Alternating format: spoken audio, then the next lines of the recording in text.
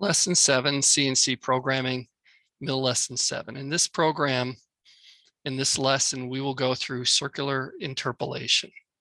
The videos are excellent. If you go through and watch the videos for this, essentially what we're going to be doing is we're going to be explaining how to use G2 and G3 to create arc movements. And so here we have our curriculum and the information for that. And essentially we have this round part profile. And we're going to go through and start looking at whether we're using G2, which would be a clockwise move, or G3, which is a counterclockwise move. And so as we go through and we look at these different movements, currently we're programming with G1, which would be linear interpolation, going from this starting location to this location here, to this location here.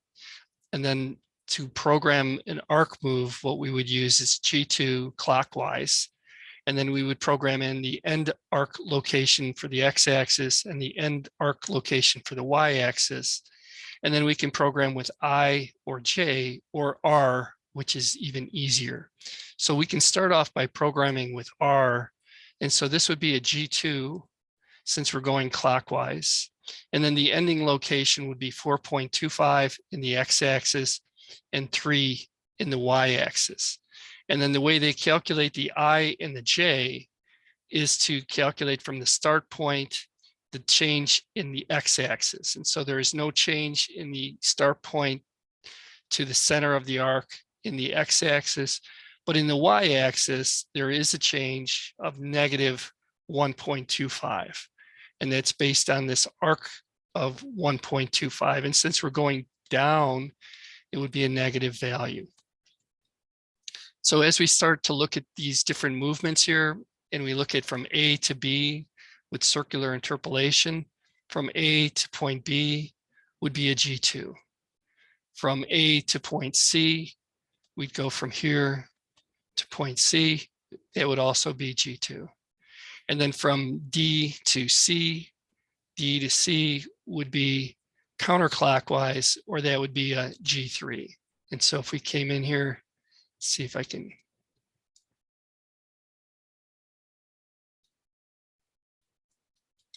We'll just say it's G3. And from D to B, our circular interpolation from D to B would be G2.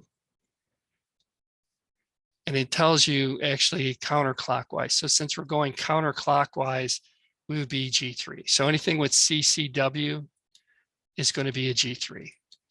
Anything with clockwise is going to be a G2. Here's another programming example where we'll go through and we'll calculate these different coordinate sheets as we look at them.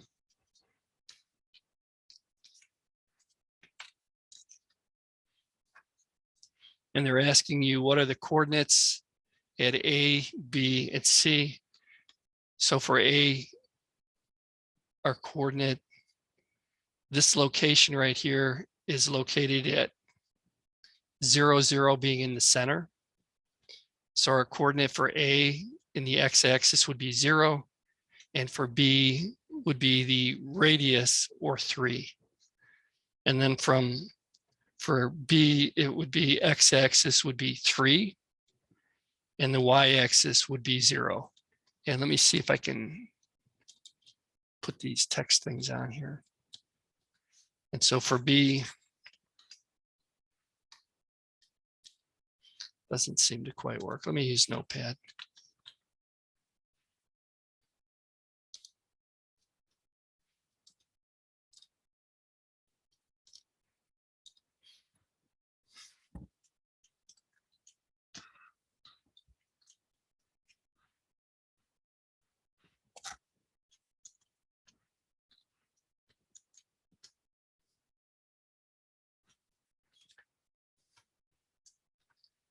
For B. And then for C, our x coordinate and our y coordinate would be calculated, and the x-axis would be 0.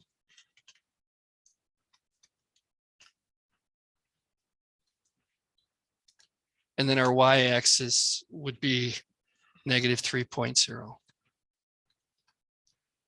And you can do D yourself. It's pretty straightforward. As we continue to work through these different exercises, we'll go through and calculate the I and J for these different exercises. And so as we look at the calculation for the first one, A to the center of the circle. So what we would do is we would find A here. To the center of the circle, there is no change in the x-axis. So I would be 0. And then from the start point to the center of the axis for J would be the radius here. And it's going in the downward direction. So that would be negative 3.0. And then when we look at the next coordinate, which would be B to the center of the circle,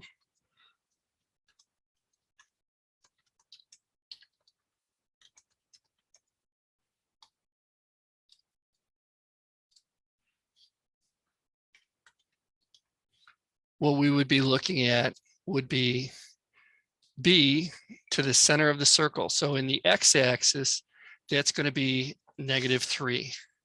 So I is going to be negative 3.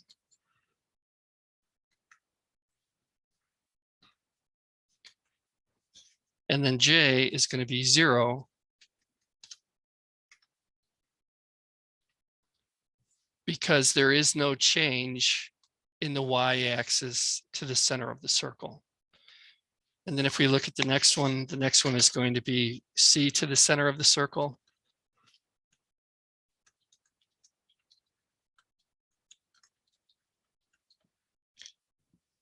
And what we would look at would be C, and you have it at the start point. So in the x-axis, there is no movement, and so I would be 0.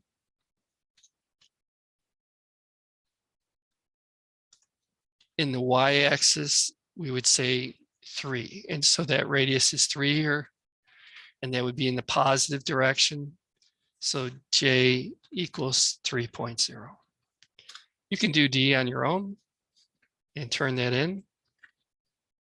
And then we go through and we do some more coordinate entry as we work out these different coordinate blocks. And most of these are in the videos, so I don't think there's any reason to go through all of these. But remember, you can use R, and R is a way to create the circular interpolation move as well. And the videos support this quite well if you go through Cam Instructor. All right, the last thing I want to do after you will complete these different coordinate sheets for lesson 7. Everything is in the videos from Cam Instructor, so if you have any difficulty, make sure you review those. And then we're going to take a look at how to create the program for this last part. And I'm going to stop the video and we'll create one more video for that.